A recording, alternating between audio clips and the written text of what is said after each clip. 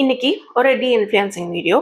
இதில் நம்ம எல்லாரும் கண்டிப்பாக பண்ணணும்னு நினைக்கிற விஷயங்கள், பட் சில சமயங்களில் நமக்கே தெரியாமல் ரொம்ப எக்ஸ்பென்சிவாக போய் முடியுது. அண்ட் அது நம்மளுக்கு டோட்டல் வேஸ்ட் ஆஃப் மணி ஆகுது. அதை தான் பார்க்க போகிறோம். இது எல்லாமே பிக் டிக்கெட் ஐட்டம்ஸ் அப்படின்னு சொல்லலாம். கோல்டுன்னு சொல்லும் போது கோல்டு எக்ஸ்சேஞ்ச் பண்ணுறத சொல்கிறேன். நம்மளோட பழைய நகையை கொடுத்துட்டு புது நகை வாங்குவோம். ஸோ அந்த மாதிரி பண்ணும்போது நம்மளுக்கு நிறையா லாஸ் ஆகும். நான் வந்து ஒரு 6-7 இயர்ஸ் முன்னாடி என்னோட கோல்டு பேங்கிள்ஸ் 6 பவுன் உள்ளது கொடுத்துட்டு ஒரு 5.5 பவுனுக்கு தான் திரும்ப வாங்கினேன். அப்போது 4 கிராம் வந்து எனக்கு வந்து ஒரு 2000 ரேஞ்சில் இருந்ததுன்னு நினைக்கிறேன், எனக்கு சரியான ஞாபகம் இல்லை. பட் இப்போ கணக்கு பண்ணி பார்த்தீங்க அப்படின்னா ஒரு கிராமுக்கு 15,000 வச்சா கூட 4 கிராம் அப்படிங்கும் போது கிட்டத்தட்ட அபவுட் 60,000 ருபீஸ் எனக்கு லாஸ் இன்னைக்கு தேதியில். ஜஸ்ட் எதுக்காகனா இந்த செய்குலி சேதாரத்துக்காக. ஸோ எப்போவுமே கோல்ட் ஜுவல்ஸை உங்ககிட்ட ஆல்ரெடி இருக்க கோல்ட் ஜுவல்ஸை கொடுத்துட்டு புதுசாக வாங்க போகிறீங்க அப்படின்னா பண்ணாதீங்க. அப்படியே நீங்கள் பண்ணி தான் ஆகணும், ரொம்ப பழசாயிடுச்சு எனக்கு மாற்றணும் அப்படின்னு நினச்சிங்கன்னா அதுக்கு ஒரு சில ஆப்ஷன்ஸ் இருக்குது, வேணால் நீங்கள் அதை யூஸ் பண்ணலாம். என்னோட மாமியார் அதை பண்ணாங்க, அதனால் சொல்கிறேன். ஸோ அவங்க என்ன பண்ணாங்கன்னா நகையே வந்துட்டு ஓல்டு ஜுவல்லே வந்துட்டு சிட்டு போடுவோம் இல்லையா மாதம் மாதம், அந்த மாதிரி அந்த ஜுவல்லை கொடுத்துட்டாங்க. ஜுவல்லை வந்து ஒரு 11 மந்த்ஸ் வச்சுருந்தாங்க. 11 மந்த்ஸ் கழிச்சு அவங்க எத்தனை இப்போ வந்து ஒரு 5 பவுன் கொடுத்துருக்காங்கன்னு வச்சுக்கோங்களேன். 5 பவுனை வந்து அந்த கடையில் வச்சுருந்தாங்க. 11 மாதம் முடிவில் அதே 5 பவுனுக்கு அன்னைக்கு தேதிக்கு நம்ம புது நகையாக எடுத்துக்கலாம் அப்படின்னு பண்ணாங்க. ஸோ அந்த மாதிரி கொஞ்சம் வெயிட் பண்ணி வாங்கினா நமக்கு லாஸ் இல்லாமல் நம்ம வாங்க முடியும். இந்த மாதிரி ஆப்ஷன்ஸ் இருக்குது. நீங்கள் மாற்றி தான் ஆகணும் அப்படின்னு நினச்சிங்கன்னா. பிகர் ஹவுஸ் எல்லாரோட ட்ரீம் தான். ஆனால் அது நம்ம தேவைக்கு அதிகமாக வாங்கும் போது என்ன ஆகுதுன்னா நம்மளோட லோன் அமௌண்ட் பெருசாகுது. இந்தியாவில் புதுசாக வீடு வாங்குற 99% ஆஃப் த பீப்புள் லோனில் தான் வாங்குகிறோம் வீடு, ஹோம் லோன் வாங்கி. ஸோ அந்த ஹோம் லோனோட பேமெண்ட் ஜாஸ்தியாகும், கடன்கள் ஜாஸ்தியாகும். அண்ட் வீடுங்கும் போது மெயின்டெனன்ஸ் ஜாஸ்தி. எனக்கு வந்து நான் 1 வருஷம் முன்னாடி தான் புது வீட்டுக்கு ஷிஃப்ட் ஆனோம். அதுக்கு முன்னாடி வரைக்கும் என் மாமியார் வீட்டில் இருந்த வரைக்கும் எனக்கு தெரியல. நாங்கள் என்னதான் மாடியில் தனியாக இருந்தாலும் என்னோட மாமனார் அவர் வந்துட்டு எல்லா எக்ஸ்பென்சஸ் மெயின்டெனன்ஸ் எல்லாத்தையும் பார்த்துக்கிட்டாங்க. அப்போ தெரியல. பட் இந்த வீட்டுக்கு வந்து இந்த ஜஸ்ட் 1 இயர் கேப்பில் அவ்வளோ மெயின்டெனன்ஸ் ஒர்க் பார்த்துருக்கோம். ஸோ அதே மாதிரி நாங்கள் அப்பார்ட்மெண்ட் வச்சுருக்கோம். அதில் 7 வீடு இருக்குது. எல்லா மாதமும் ஏதாவது ஒரு மெயின்டெனன்ஸ் ஒர்க் இருக்கும். கிட்டத்தட்ட 3 இயர்ஸ் ஆக போகுது அந்த அப்பார்ட்மெண்ட் கட்டி முடிச்சு. ஸோ மெயின்டெனன்ஸ் வந்து எவ்வளோ பெரிய வீடாக இருக்கும் அவ்வளோ பெரிய மெயின்டெனன்ஸ் இருக்கும். ஏதாவது ஒரு பிரச்சனை இருக்கும். இந்தியாவில் எடுத்த சர்வேல லோன் எவ்வளோ வாங்குறாங்க ஹவுசிங் லோன் அப்படின்னு பார்த்ததுல ஒரு மிடில் கிளாஸ் ஃபேமிலியாக இருந்தாங்கன்னா 25 lakhsலேருந்து 50 lakhs வரைக்கும் லோன் வாங்குறாங்க. இதுக்கு ஒரு அப்பர் மிடில் கிளாஸ் ஃபேமிலியாக இருக்காங்க அப்படின்னா 50 lakhsலேருந்து 1 crore வரைக்கும் வாங்குறாங்க. இன்னும் கொஞ்சம் வெல்த்தியான ரிச்சான பீப்புளாக இருக்காங்கன்னா 1 crore ப்ளஸ் ஹோம் லோன் வாங்குறாங்கன்னு சொல்கிறாங்க. ஸோ லோன் வந்து அப்ராக்சிமேட்டாக பார்த்தா கூட இந்தியன்ஸை பொறுத்த வரைக்கும் 50 lakhலேருந்து 1 crore வரைக்கும் சர்வசாதாரணமாக லோன் கொடுக்குறதா சொல்கிறாங்க. அஸ் எக்ஸ் பேங்கராக நான் நிறையா ஹோம் லோன் ப்ரொபோசல் போட்டிருக்கேன். அப்போவே வந்துட்டு நம்ம காஸ்ட் அதிகம்தான், இருந்தாலும் நம்ம வந்து நம்மளோட அளவுக்கு மீறி நம்ம பெரிய வீடாக வாங்குகிறோம்.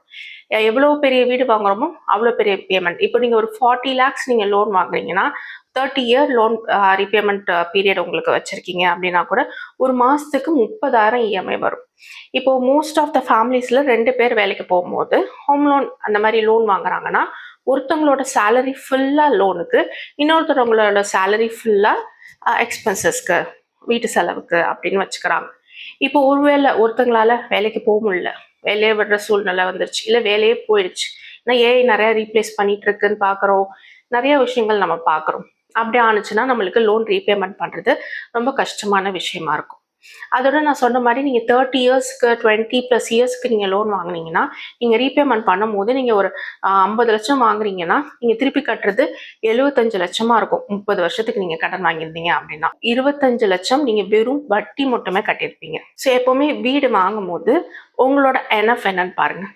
Most of the time I think 99% of the time பெண்கள் தான் எவ்வளோ பெரிய வீடு வேணும் அப்படிங்கிறத, என்னென்ன ஃபியூச்சர்ஸ் வேணுங்கிறத தீர்மானிக்கிறோன்னு நினைக்கிறேன். ஸோ நீங்கள் வந்து வீடு கட்ட போகிறீங்க அப்படின்னா உங்களுக்கு எத்தனை ரூம் வேணும்? சொசைட்டிக்கு காட்டுறதுக்கு இல்லை, மற்றவங்களுக்காக இல்லை, உங்களுக்காக. உங்களுக்கு எத்தனை ரூம் வேணும், ஒவ்வொரு ரூமும் என்ன சைஸில் வேணும், கிச்சன் எவ்வளோ பெருசு இருந்தால் நம்மளுக்கு கம்ஃபர்டபுளாக இருக்கும், நம்மளுக்கு என்ன வேணும் அப்படிங்கிறத பாருங்க. மற்றது எல்லாம் சொசைட்டி, உங்கள் சொந்தக்காரங்க, ஃப்ரெண்ட்ஸ், இதெல்லாம் அடுத்தது தான். அவங்க இன்னைக்கு பேசிட்டு போயிடுவாங்க, ஆனால் நம்ம தான் அந்த பேர்டனை சுமக்கணும். ஸோ ஹோம் லோன் வந்து ரொம்ப பெரிய ஒரு கமிட்மெண்ட் நம்ம வாழ்க்கையில் எடுக்கிறது. அதை நம்ம கேர்ஃபுல்லாக எடுத்தோம்னா நம்ம வெல்த்தி ஆகிறதுக்கு நிறையா வாய்ப்புகள் இருக்குது. ஒருவேளை அதை நம்ம மிஸ் பண்ணிட்டோம் அப்படின்னா நம்மளால் அந்த லோனை கட்டி முடிக்கிறதுக்கே நம்மளோட வாழ்க்கை போயிடும்னு நினைக்கிறேன். ஸோ வீடை பற்றி பேசியாச்சு. அந்த வகையில் அப்ளையன்சஸ், வீட்டுக்குள்ளே வைக்கிற எலக்ட்ரானிக் ஐட்டம்ஸ் எல்லாம் வாங்குவோம். டிவி, ஃப்ரிட்ஜ் மெயினாக எடுத்துக்கிறேன். டிவி அப்படின்னு எடுத்துக்கிட்டால் நான் வந்து ஒரு எல்இடி டிவி வாங்கியிருந்தேன். ஸோ இந்த டிவியோட ரேட் என்னன்னு நிறையா பேர் கேட்டிருந்தாங்க. அதை ஒரு ஷார்ட்டாக போட்டிருந்தேன். எல்ஜியில் 55 இன்ச் எல்இடி டிவி அரௌண்ட் 55,000க்கு வாங்கியிருந்தேன்னு சொன்னேன். ஸோ ஒருத்தவங்களோட கமெண்ட் என்னன்னா, இல்லை தெரியாமல் சொல்லாதீங்க, 55,000க்கு டிவியே கிடையாது, அது எப்படி 55 இன்ச் வந்து உங்களுக்கு 50,000க்கு வரும், 1 lakh ப்ளஸ் தான் அது அப்படின்னாங்க. எனக்கு அப்போ புரியல. அப்புறம் என் ஹஸ்பண்ட் கிட்ட பேசும்போது தான் தெரிஞ்சுது, அவங்க ஓஎல்இடி டிவியை மென்ஷன் பண்ணுறாங்க. நாங்கள் வாங்கியிருக்கிறது எல்இடி டிவி. ஸோ ஓஎல்இடியை தான் எல்லாரும் வாங்குறாங்க. நிறையா நீங்கள் ஷார்ட்ஸ் பார்த்தாலும் தெரியும், ரேட் வந்து 1 lakh அபோவ் சொல்லுவாங்க. இந்த ஓஎல்இடி டிவி எல்லாருக்கும் தேவையான்னு கேட்டிங்கன்னா இல்லை. அது ஓஎல்இடி வந்து ரொம்ப பிக்சர் குவாலிட்டி ரொம்ப சூப்பராக இருக்கும் அப்படிங்கிறதுக்காக அது போகிறது. பட் எல்இடி டிவி தான் நாங்கள் வச்சுருக்கோம். அதுவே பார்க்க சூப்பராக தான் இருக்குது. நெட்ஃப்ளிக்ஸ் நாங்கள் எல்லா மாதமும் போடுவோம், நிறைய கொரியன் சீரீஸ் பார்ப்போம், நிறைய மூவி பார்ப்போம். நானும் என் ஹஸ்பண்டும், எங்களுக்கு மூவி ரொம்ப பிடிக்கும். ஈவன் என் ஹஸ்பண்ட் வந்து அசிஸ்டன்ட் டைரக்டராக ஒர்க் பண்ணவர், இப்போ கிடையாது, ஃபியூ இயர்ஸ் பேக். ஸோ நாங்கள் எல்இடி டிவி தான் சூஸ் பண்ணோம். ஓஎல்இடி டிவி எல்லாருக்கும் அவசியம் கிடையாது. ஓஎல்இடிக்காக நீங்கள் எக்ஸ்ட்ரா 50,000 போடணுமான்னு கேட்டிங்கன்னா I think it's a total waste of money. அதே மாதிரி தான் ஃப்ரிட்ஜுமே. இந்த சோஷியல் மீடியாவில் இதை வந்து ட்ரெண்டே ஆக்கிட்டு இருக்காங்க. புது வீடுனா double door, triple door, wardrobe size fridge தான் வைக்கணும் அப்படிங்கிற மாதிரி. இது இன்னொரு வீடியோலையும் நான் சொல்லியிருக்கேன். But I think it's worth repeating few things. ஏன்னா நம்ம வந்து எல்லா சேனல்ஸ்லேயும் நிறைய விஷயங்களில் இன்ஃப்ளூயன்ஸ் பண்ணி நம்மளை கடனுக்குள்ள ஆக்குறாங்க. நம்ம அதை பார்த்து இன்ஃப்ளூயன்ஸ் ஆகிறோம். ஸோ இந்த விஷயங்களெல்லாம் திரும்ப திரும்ப டீஇன்ஃப்ளூயன்ஸ் பண்ணுறது எனக்கும் நல்லது, நமக்கும் நல்லதுன்னு நினைக்கிறேன். ஏன்னா நானும் அந்த தப்பை பண்ணாமல் இருப்பேன். Extended warranty and AMC. So appliances வரும்போது இதை நம்மக்கிட்ட நிறையா புஷ் பண்ணுவாங்க. நான் வந்து டிவி வாங்கும் போது 7 மந்த்துக்கு தான் வாரண்டி இருந்தது. இப்போ ஆல்மோஸ்ட் டிவி வாங்கி 1+ இயர் ஆயிடுச்சு. ஸோ 7 மந்த்ஸில் உங்களுக்கு இது ஆயிடுச்சுன்னா இவ்வளோ செலவாயிடும், இது ஆயிடுச்சுன்னா இவ்வளோ செலவாயிடும், இப்படியே சொல்லி அந்த எக்ஸ்டெண்டட் வாரண்டியை புஷ் பண்ணுறதுக்கு ரொம்ப இது பண்ணுறாங்க. இது வந்து டிவிக்கு மட்டும் கிடையாது. நான் வந்து ஃபோனுக்கு இந்த மாதிரி பண்ணனால ஒரு 26,000க்கு ஃபர்ஸ்ட் டைமாக என் லைஃப்பில் நான் பெரிய அமௌண்ட் போட்டு வாங்கினது இந்த வீடியோ எடுக்கிறதுக்கான அந்த ஃபோன் தான். அது வந்து 26,000க்கு 2 இயர்ஸ் பேக் வாங்கினேன். நான் அவ்வளோ ஃபோனுக்கு செலவு பண்ணது அதான் ஃபர்ஸ்ட் டைம். ஸோ நான் அதுக்காக 2,000 ரூபாய் எக்ஸ்ட்ரா கொடுத்து எக்ஸ்டெண்டட் வாரண்டி வாங்கினேன். அதனால என்ன ஆச்சுன்னா ஒரு யூஸ்ஃபுல் இல்லை, எனக்கு 2,000 ரூபாய் லாஸ் ஆனது தான் மிச்சம். ஸோ இது வந்து எல்லா பொருளுக்கும் வருது. நீங்கள் ஒரு அமேசானில் ஒரு பொருள் பார்க்குறீங்கன்னா அது கீழே இருக்கும், நம்ம பர்ச்சேஸ் பண்ணும்போது just for this extra amount add and 6 months of warranty, extra warranty அப்படி கொடுப்பாங்க. ஆனால் இந்த extended warranty total waste of money. இதனால நம்மளுக்கு எந்த பிரயோஜனமும் கிடையாது. நல்லா மெயின்டைன் பண்ணுவோம், நல்லா பார்த்துப்போனா நம்மளுக்கு எந்த பிரயோஜனமும் கிடையாது. டோட்டல் வேஸ்ட் ஆஃப் மணி தான். இதனால கடைக்காரவங்களுக்கான நிறையா லாபம் உண்டு. ஏன்னா எந்த பொருள் எதுவுமே அவங்களுக்கு எந்த ஒரு காஸ்ட்டுமே இல்லாமல் நம்ம ஃப்ரீயாக அவங்களுக்கு அமௌண்ட் தரோம். ஸோ அதே மாதிரி தான் ஏஎம்சியும். இப்போது எங்கள் வீட்டில் சிம்னிக்கு வந்துட்டு 1 year free service. 1 year free service முடிஞ்சிருச்சு. Auto clean chimney 4 months once வந்து அதை க்ளீன் பண்ணணும். க்ளீன் பண்ணுறதுக்கு 1,000 rupees ஆகும் இனிமே அப்படின்னு சொன்னாங்க. ஸோ அதுக்கு வந்து ஏஎம்சி போட்டுக்கோங்க, அபவுட் 1,200 ரேஞ்சில் போட்டுக்கோங்க அப்படின்னாங்க. ஓகே, அதில் என்னென்ன வரும் ஒரு வருஷத்துக்கு அப்படின்னு கேட்டபோது ஒரு டைம் மட்டும் சர்வீஸ் ஃப்ரீ, மிச்சம் 3 டைமுக்கும் நீங்கள் பே பண்ணணும். ப்ளஸ் வந்து உங்களோட அந்த டிஸ்பிளே இருக்கும் இதில் சிம்னியில், அதில் ஏதாவது ப்ராப்ளம்னா நாங்கள் வந்து ஃப்ரீயாக சர்வீஸ் பண்ணி தருவோம் அப்படின்னாங்க. அந்த சிம்னி நான் ஒரு 25,000 rupeesக்கு வாங்கினேன். டிஸ்பிளேல ஏதாவது ஒரு வேளை ப்ராப்ளம்னா I know I can spend about 2,000 or 5,000 அதை என்னால் ஸ்பெண்ட் பண்ண முடியும்னு தெரியும். இது வரைக்கும் நான் ஒரு வருஷம் யூஸ் பண்ணதில் எந்த ப்ராப்ளமும் வரல. அதை க்ளீன் பண்ணுறதுக்கு எப்படியும் நான் ஆல்ரெடி 1,000 rupees கொடுக்க தான் போகிறேன். ஸோ இதுக்காக நான் ஒரு ஏஎம்சி போட வேண்டாம் அப்படிங்கிறது தான் என்னோடது. அதே மாதிரி தான் ஏசிக்கு நான் ஒரு வாட்டி ஏஎம்சி வாங்கினேன். ஆனால் அதனால எந்த யூஸும் இல்லை. இதே வந்து நீங்கள் நம்மளோட ஸ்கூட்டி சர்வீஸ் பண்ணும்போது இந்த ஏஎம்சி வந்து சேல் பண்ணுறாங்க. இதனால நம்மளுக்கு பிரயோஜனம் இல்லவே இல்லை. ஒரு வேளை ரிப்பேர் ஆகுதுன்னா அதுக்குன்னு ஒரு ஃபண்ட், அதுக்குன்னு ஒரு எமர்ஜென்சி ஃபண்ட் நம்ம கிரியேட் பண்ணியிருக்கோம். இந்த மாதிரி ரிப்பேருக்குலான்னா அந்த எமர்ஜென்சி ஃபண்ட் இது வந்து எதிர்ச்சியாக நம்மளுக்கே தெரியாமல் நடக்கிறோம். அப்படி ஆகும்போது அந்த எமர்ஜென்சி ஃபண்டை யூஸ் பண்ணிக்கலாம் அப்படிங்கிறது தான் என்னோட ஒப்பீனியன். ஸோ ஹோம் ரிலேட்டடாக பேசிகிட்டு இருக்கனால building and house without an engineer இது வந்து நிறைய பேருக்கு தெரியறது கிடையாது. இதில் நான் ரொம்ப பார்த்துருக்கேன். நான் எக்ஸ்பீரியன்ஸ் பண்ணதில்லை, பட் பார்த்துருக்கேன். ஒரு டைம் வந்து என்னோட சிஸ்டர் கிட்ட, இன்னொரு டைம் எங்களோட ஒரு நெய்பர் கிட்ட. என்னென்னா இன்ஜினியர் இல்லாமல் கொத்தனாரோ மேஸ்திரியோ வச்சு அவங்களுக்கு தெரிஞ்சவங்க நானே வந்து எக்ஸ்பென்சஸை குறைக்கிறேன், ஒரே காரணம் தான் எக்ஸ்பென்சஸை குறைக்கிறேன் அப்படிங்கிறதுக்காக பண்ணுவாங்க. அதில் வந்து உங்களுக்கு குவாலிட்டி இருக்குதான்னு தெரியாது, பாதியில் வேலையை நிறுத்திட்டு போயிடுறாங்க. ஃபார் எக்ஸாம்பிளுக்கு பார்த்தீங்கன்னா ரூஃபில் வந்துட்டு நம்மளுக்கு வந்து டைல்ஸ் போடணும், அந்த டைல்ஸும் போட மாட்டாங்க, பூசியிருக்கவும் மாட்டாங்க, பெயிண்ட்டும் அடிச்சிருக்க மாட்டாங்க, எதுவுமே பண்ணாமல் போயிடுவாங்க. பில்டிங் வந்து ஒன்றுமே இல்லாமல் போயிடும். 50 வருஷம் 100 வருஷம் நல்லா இருக்கணும்னு நினச்சினா நம்மளோட ஹார்ட் ஏர்ன் மணியை போட்டு கட்டுறோம். ஆனால் அது வந்து 10 வருஷம் கூட அந்த பில்டிங் நல்லா இல்லை. என் சிஸ்டருக்கு நடந்த ஒரு விஷயம். ஸோ இந்த மாதிரி இன்ஜினியர் இல்லாமல் கட்டாதீங்க. இன்ஜினியர் வச்சு கட்டும் போது அவங்க அதுக்காக படிச்சிருக்காங்க, நம்ம கான்ட்ராக்ட் சைன் பண்ணுவோம், நம்மளுக்கு காஸ்ட் கொஞ்சம் கூட தான் ஆகும், பட் நம்மளுக்கு குவாலிட்டி இருக்கும். நம்மளுக்கு நம்ம கட்டுற அந்த வீடு 50 வருஷத்துலேருந்து 100 வருஷம் வரைக்கும் நல்லா இருக்கணும். அதுதான் ரொம்ப முக்கியம். இந்த இடத்துல நம்ம பணத்தை வந்து நான் மிச்சப்படுத்துகிறேன் அப்படின்னு பண்ணுறது waste of money. Diamond as an investment. Diamond வந்து எல்லாருக்குமே பிடிச்ச விஷயம்தான். எல்லாருக்கும் அது என்னதான் அதை வாங்கி போட்டு பார்க்கணும் அப்படிங்கிற ஆசை எல்லா பெண்களுக்குமே உண்டு. ஸோ நானும் வந்து ரீசெண்டாக ஒரு டைமண்ட் இயரிங் வாங்கியிருந்தேன். இப்போ அதை நான் போடல, நான் வேணா உங்களுக்கு ஷார்ட் சைடில் அட்டாச் பண்ணுறேன். ஸோ இந்த டைமண்ட் நான் ஏன் வாங்கினேன்னா, என்கிட்ட எக்ஸ்ட்ரா கேஷ் இருந்தது, எனக்கு போட்டுக்கணும்னு ஆசை இருந்தது, அதுக்காக தான் வாங்கினேன். அது இன்வெஸ்ட்மெண்ட்டாக நான் வாங்கல. Diamond is never an investment. ஏன்னா அதை சேல் பண்ணுறது ரொம்ப கஷ்டம். கோல்டு வந்து நான் சேல் பண்ணியிருக்கேன், டைமண்ட் நான் சேல் பண்ணியிருக்கேன். கோல்டு நம்ம ஈஸியாக சேல் பண்ண முடியும், ஆனால் டைமண்டை சேல் பண்ணுறது ரொம்ப ரொம்ப கஷ்டமான விஷயம். எங்கள் ஊர்லலாம் டைமண்ட் வாங்குறதுக்கு ஆளே கிடையாது. சென்னைக்கு போய் தான் நான் வந்துட்டு சேல் பண்ண முடிஞ்சது. இப்போ கிடையாது, 3 இயர்ஸ் முன்னாடி என்னோட ஒரு பழைய டைமண்ட் நெக்லஸ் சேல் பண்ணேன். நிறைய இது சொன்னாங்க, டைமண்ட் இது சரியா இல்லைன்னாங்க, அதுன்னாங்க இதுன்னாங்க. கடைசியில் ஒரு அமௌண்ட் சொல்லி கடைசியில் வேற ஒரு அமௌண்ட்டுக்கு எடுத்துக்கிட்டாங்க. ஸோ வந்து நீங்கள் டைமண்ட் வாங்குறீங்க அப்படின்னா அது இன்வெஸ்ட்மெண்ட், இட்ஸ் அன் இன்வெஸ்ட்மெண்ட் அப்படின்னு சொல்லி வாங்காதீங்க. அது வந்து உங்களோட ஆசைக்காக, உங்ககிட்ட எக்ஸ்ட்ரா கேஷ் இருக்குது, என்னால் வாங்க முடியும் அப்படின்னா தாராளமாக வாங்குங்க, but it's not an investment. Car. So car அப்படின்னு சொல்லும் போது ரீசெண்ட் டைம்ஸில் நடக்கிற விஷயம் என்ன அப்படின்னு பார்த்தீங்கன்னா, லக்ஸுரி காரில் பேஸ் வேரியண்ட் எடுப்பாங்க. ஆக்சுவலாக என்னென்னா பேஸ் வேரியண்ட்டில் ரொம்ப கம்மியாக இருக்கும். நாங்கள் ஒரு 1+ இயர் முன்னாடி தான் கார் எடுத்தோம். அப்போ வந்து எல்லா கார் கடையும் நாங்கள் ஏறி இறங்கியிருக்கோம்.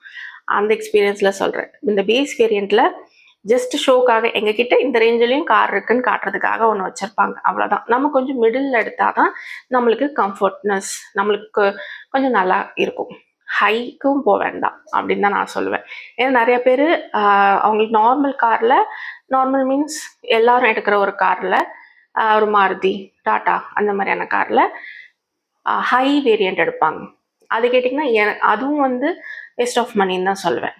ஆனால் லக்ஸுரி காரில் பேஸ் வேரியண்ட் எடுக்கிறாங்க. இதுக்கு எடுக்கிறதுக்கு ஒரே காரணம், நான் வந்து லக்ஸுரி கார் வச்சுருக்கேன், சோஷியல் மீடியாவில் காட்டுறதுக்காக, ஸ்டேட்டஸ்க்காக, இந்த மாதிரி ஒரு ரிசர்ச்சே சொல்கிறாங்க, நான் சொல்லலை. இந்த ரிசர்ச்சில் கொடுத்துருந்ததை உங்களுக்கு நான் படித்து காட்டுறேன். A lot of these buyers are not super rich. They just want the status, brand value and image that comes with a luxury car. Luxury car வச்சுருந்தா ஒரு இமேஜ் இருக்குது அப்படின்னு காட்டுறாங்க. இதே நம்ம ஒரு ரெகுலர் கார் வாங்குறோம்னு வச்சுக்கோங்களேன், 6 to 15 lakhsக்குள்ளே அந்த கார் நம்ம வாங்கிடலாம். ஒரு ப்ரீமியம் காராக வாங்குகிறோம் அப்படின்னா 20 to 35 lakhs. இதே ஒரு லக்ஸுரி கார் பேஸ் வேரியண்ட்டுக்கே 40 to 50 lakhs ஆகும். ஸோ கார் வாங்குறது தப்பு கிடையாது, பட் கார் அப்படிங்கிறது ஒரு இடத்துலேருந்து இன்னொரு இடத்துக்கு போகிறது. அதில் வந்து நம்ம ஸ்டேட்டஸை கொண்டு வரக்கூடாதுன்னு நினைக்கிறேன். அப்படி கொண்டு வந்தோன்னா it will be waste of money. And இதில் இன்னொரு முக்கியமான விஷயம் என்னென்னா 79% ஆஃப் த பீப்புள் இந்தியாவில் கார் லோனில் தான் எடுக்கிறாங்க அப்படிங்கிறது இந்த சர்வேயில் சொல்கிறாங்க. ஸோ நீங்கள் கார் எடுக்க போகிறதுக்கு முன்னாடி இது எல்லாத்தையும் விசாரித்து தெரிஞ்சுக்கிட்டு புரிஞ்சுக்கிட்டு வாங்குங்க. Buying and house or constructing and house as an investment. வீடு அப்படிங்கிறது நம்ம தங்கியிருக்கோன்னா அது வந்து இன்வெஸ்ட்மெண்ட் கிடையாது. நம்ம தங்கியிருக்கோன்னா அது லயபிலிட்டி தான். ஏன்னா அதுக்கு நம்ம மெயின்டெனன்ஸ் செலவு பண்ணணும். இப்போது ரீசன்ட் டைம்ஸில் ட்ரெண்டிங்காக இருக்கிற என்னென்னா, நானும் இதே தான் பண்ணுறேன். அது என்னென்னா ஒரு வீடோ இல்லை கொஞ்சம் வீடோ வாங்கி அதை ரெண்ட்டு கொடுக்கறது மூலமாக ஏர்ன் பண்ணுறாங்க. So that it becomes passive அப்படின்னு, பாசிவ் இன்கம் அப்படின்னு சொல்கிறாங்க. இந்த பாசிவ் இன்கமில் நிறையா விஷயங்கள் இருக்குது. அது இன்னொரு வீடியோவில் பேசுவோம். ஏன்னா அது பாசிவ் கிடையாது அப்படிங்கிறதுக்காக நாங்கள் அதை லோன் இல்லாமல் பண்ணோம். ஆனால் நிறைய பேர் இதை லோன் வாங்கி பண்ணுறாங்க. அதை வந்து சோஷியல் மீடியாவில் வந்துட்டு ஹவுஸ் ஹேக்கிங் அப்படிங்கிற பேரில் நீங்கள் பார்க்க முடியும். நிறையா பேர் இதை நாங்கள் பண்ணுறதையும் வந்து சொல்கிறாங்க. ஸோ ஒருவேளை நான் இதுக்கு முன்னாடி சொன்ன எக்ஸாம்பிள் இருக்க மாதிரி ஒரு 2 பேர் ஒர்க் பண்ணுறீங்க அப்படின்னா, ஒருத்தங்க வேலையை விடுறீங்கன்னா அந்த லோனை நீங்கள் முடிக்க முடியுமான்னு பாருங்கள். உங்களோட பேக் சோர்ஸ் என்னன்னு பாருங்கள். நீங்கள் கட்டுற இடத்துல வந்து நல்லா வாடகைக்கு போகுமா, எவ்வளோ ரெண்ட் வரும், வேல்யூ வந்து எப்படி இன்க்ரீஸ் ஆகும், இதெல்லாம் இருக்குது. நான் வந்து ஆல்ரெடி ஒரு வீடியோவில் அப்பார்ட்மெண்ட்லேருந்து ஆல்மோஸ்ட் எவ்வளோ ரேட் ஆஃப் ரிட்டர்ன் எனக்கு வருது வருஷத்துக்கு அப்படிங்கிறத நான் சொல்லியிருக்கேன். அந்த வீடியோ வேணால் டிஸ்கிரிப்ஷன் பாக்ஸில் கொடுக்குறேன். அதை பற்றி நீங்கள் இன்னும் கொஞ்சம் டீட்டெயில்ஸ் தெரிஞ்சுக்கலாம். பட் எல்லாருக்கும் இது இன்வெஸ்ட்மெண்ட் கிடையாது. என்னை பொறுத்த வரைக்கும் அது இன்வெஸ்ட்மெண்ட் தான். ஏன்னா அதை நான் லோன் இல்லாமல் பண்ணனால. பட் இதை நீங்கள் லோனில் பண்ணுறீங்கன்னா இட்ஸ் நாட் அன் இன்வெஸ்ட்மெண்ட். அது வந்து வேஸ்ட் ஆஃப் மணியாக தான் இருக்கும். ஏன்னா நீங்கள் அந்த இஎம்ஐ கட்டுறீங்க இல்லையா, அந்த இஎம்ஐ வந்துட்டு உங்களுக்கு ரெண்ட்டாக வரதை விட அதிகமாக இருக்குங்கும் போது ரொம்ப வேஸ்ட் ஆஃப் மணி. அண்ட் அது மட்டும் இல்லாமல் ரெண்ட்டும் வந்து அந்த ரெண்ட்டுக்குள்ளே இஎம்ஐ போய் எக்ஸ்ட்ரா கொஞ்சம் கேஷ் இருக்குன்னா கூட பரவாயில்ல. ஆனால் நிறைய பேருக்கு அந்த மாதிரி இருக்கிறது இல்லை. இதே சமயம் நீங்கள் இஎம்ஐ இல்லாமல் பண்ணீங்கன்னா இந்த மொத்த பணமும் உங்களுக்கு ரெண்ட்டாக வர எல்லா பணமும் நீங்கள் இன்னொரு இதில் இன்வெஸ்ட் பண்ணி உங்களோட வெல்த்தை இன்னும் கொஞ்சம் க்ரியேட் பண்ணலாம். ஸோ தட் லோனில் இதை பண்ண போகிறீங்கன்னா நல்லா யோசிச்சுக்கோங்க இது பண்ணலாமா அப்படிங்கிறத. வெட்டிங்ஸ். ஸோ வெட்டிங் வந்து இப்போல்லாம் ரீசன்ட் டைம்ஸில் ஒரு சோஷியல் கம்பேரிசன் கேம் மாதிரி ஆகிட்டுருக்கு. இவங்க எவ்வளோ பண்ணியிருக்காங்களா, அதை விட நான் அதிகம் பண்ணணும், இவங்க இதை பண்ணியிருக்காங்க ஸோ தட் நானும் இதை பண்ணணும், அந்த மாதிரி ஒரு கேமாக மாறிட்டுருக்கு. ஒரு டிப்பிக்கல் இந்தியன் மிடில் கிளாஸ் வெட்டிங்க்கு குறைஞ்சது 8 to 20 லட்சம் செலவாகுது அப்படின்னு சொல்கிறாங்க மிடில் கிளாஸ் வெட்டிங்க்கு. ஸோ இதோட பிரேக் டவுன் பார்த்தீங்கன்னா நம்மளுக்கு ஷாக்கிங்காக இருக்கும். ஏன்னா அதில் சில ஐட்டம் இன்க்ளூட் ஆகாமலே இவ்வளோ வருதா அப்படின்னு சொல்லிட்டு. ஒரு 15 lakh வெட்டிங் பண்ணுறோன்னா அதுக்கான பிரேக்கப் சொல்கிறேன். இப்போது வென்யூ ஹால், அதாவது மேரேஜ் ஹால் இருக்கு இல்லையா, அதுக்கு வந்து 4 to 6 lakh வரைக்கும் செலவாகும். ஃபுட் அண்ட் கேட்ரிங்க்கு 3 to 5 lakhs வரைக்கும் ஆகுது. ஃபோட்டோகிராஃபி அண்ட் வீடியோ இதுக்கு வந்து 1.5 to 2.5 lakh வரைக்கும் ஆகுது. டெக்கரேஷன்ஸுக்கு மட்டும் 1 to 1.5 lakh ஆகுது. கிளாத்ஸ், வெட்டிங்காக நம்ம எடுக்கிற துணிக்கு மட்டும் 1 to 1.5 லட்சம் ஆகுது. என்டர்டைன்மெண்ட், மியூசிக் இதெல்லாம் வந்து நிறைய பேர்லாம் பண்ணுறாங்க. ஸோ அதுக்கு வந்து ஒரு 80K 1.2 lakh வரைக்கும் ஆகுது. அதர் எக்ஸ்பென்சஸ்லாம் சேர்த்தோன்னா 60K 1 lakh ஆகுது. இதுதான் ஒரு 15 lakh வெட்டிங்கான பிரேக் டவுன். இதில் முக்கியமான ஒரு விஷயம் இல்லாதது என்னென்னா ஜுவல்லரி. ஸோ வந்து இந்தியன் வெட்டிங்ஸை பொறுத்த வரைக்கும் இந்த ஜுவல்லரி மெயின். ஸோ ஆனால் அது இன்க்ளூட் ஆகாமலேயே 15 lakhs போட்டிருக்காங்க. ஸோ வந்து ஒரு சாதாரண மிடில் கிளாஸ் ஃபேமிலிலேயே 8 to 20 லட்சம் வரைக்கும் செலவாகுதுன்றாங்க. இது வந்து நம்மளுக்கு எத்தனை கெஸ்ட் வராங்க, எந்த சிட்டியில் நம்ம பண்ணுறோம், இந்த மாதிரியான சில ஃபேக்டர்ஸ் பொறுத்து இந்த அமௌண்ட் நிறையாவே வேரி ஆகும். ஆனால் இவ்வளோ செலவு பண்ணுமா? நான் அக்செப்ட் பண்ணிக்கிறேன், வெட்டிங்கிறது வாழ்க்கையில் ஒருத்தர் நடக்கிறது ரொம்ப முக்கியமான விஷயம். பட் அதுக்கு இவ்வளோ நம்ம செலவு பண்ணணுமா அப்படிங்கிறத பார்த்து நம்ம முடிவு பண்ணணும். எத்தனை கெஸ்ட் வராங்கிறத நம்ம கண்ட்ரோல் பண்ணலாம், நம்ம வந்து டெக்கரேஷன்ஸை நம்ம கண்ட்ரோல் பண்ணலாம், ட்ரெஸ்ஸை நம்ம வந்து மாற்ற முடியும். நான் இப்போ சொன்ன அந்த லிஸ்ட்டில் இருக்க எல்லாத்துலேயுமே நம்ம நினச்சா நம்ம குறைக்க முடியும். இதை நம்ம குறைச்சோன்னா வேறு எதுலையாவது நம்ம பணத்தை செலவு பண்ண முடியும். லைக் இன்வெஸ்ட்மெண்ட், நம்மளோட ஃப்யூச்சருக்காக, முக்கியமான விஷயங்களுக்காக. பட் வெட்டிங்லேயே எல்லாத்தையும் செலவு பண்ணிட்டோன்னா அது வந்து வேஸ்ட் ஆஃப் மணியாக தான் இருக்கும். இந்த மாதிரியான நிறைய இன்ஃபர்மேட்டிவான விஷயம் வசந்தி சங்கர் பிளாக்லேயும் போட்டுட்ருக்கோம். லிங்க் டிஸ்கிரிப்ஷன் பாக்ஸ் கமெண்ட் பாக்ஸில் இருக்குது, விருப்பப்பட்டா செக் பண்ணி பாருங்கள். அது மட்டும் இல்லாமல் வசந்தி சங்கர் டிஜிட்டல் டவுன்லோட் ஸ்டோரோட link comment box and description பாக்ஸில் கொடுத்துருக்கேன். அதில் வாழ்க்கைக்கு தேவையான 9 ப்ராடக்ட்ஸ் இது வரைக்கும் அப்டேட் பண்ணியிருக்கோம். நான் ஸ்க்ரீனில் அந்த ப்ராடக்ட்ஸை லிஸ்ட் பண்ணியிருக்கேன், அதுவும் கண்டிப்பாக செக் பண்ணி பாருங்கள். இந்த வீடியோ பிடிச்சிருந்தா consider subscribing to the channel. Thank you for வாட்சிங்.